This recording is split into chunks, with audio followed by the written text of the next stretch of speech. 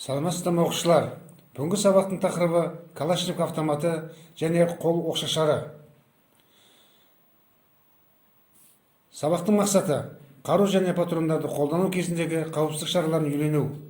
Калашников автоматы және қол оқшашарының жалпы құрылысы және жұмыс істеу қағидаттарын зерделеу. Баллистика саласы мен ату теориясы білімдерінің қажеттілігін түсіну. Оқушы нені білуі тиіс?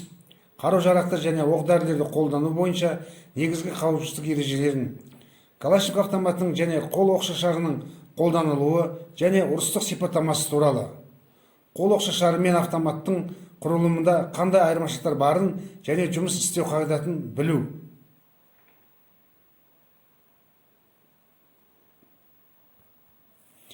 Қауіпсіздік шаралары. Қару мен оқ-дәрілерді қолданған кезде қауіпсіздік шараларын қатаң түрде сақтау қажет. Оқушы қарудың құрылысы мен жұмыс істеу қағидатын және де оған қолданатын оқ-дәрілерді білуі қажет. Қаруды алғаннан кейін оқталмағанына және сақтандырғышта тұрғанына көз жеткізу қажет. Қаруды үйрену барысында оның оқталған немесе оқталмағанына қарамастан, оны адамдарға, жан-жануарларға, автокөліктерге және де төмен ұшып келе жатқан нысандарға кезеуге қатаң тыйым салынады. Автомат келесі негізгі бөлшектер мен механизмдерден тұрады.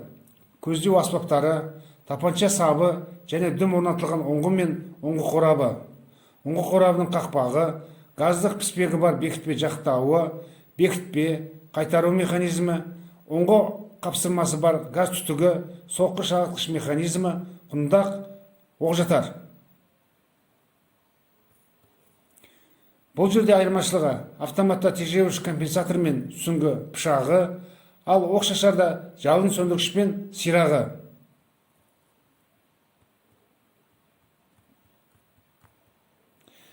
Келесі кезекте бейнероликке назар аударыңдар.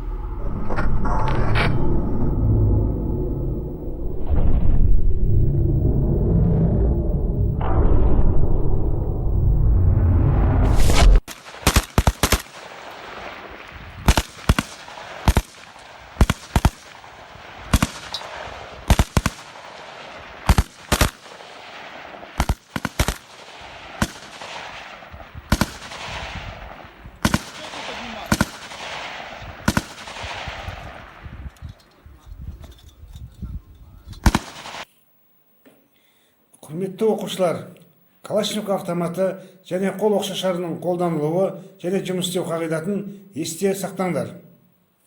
Назарларыңызға рахмет.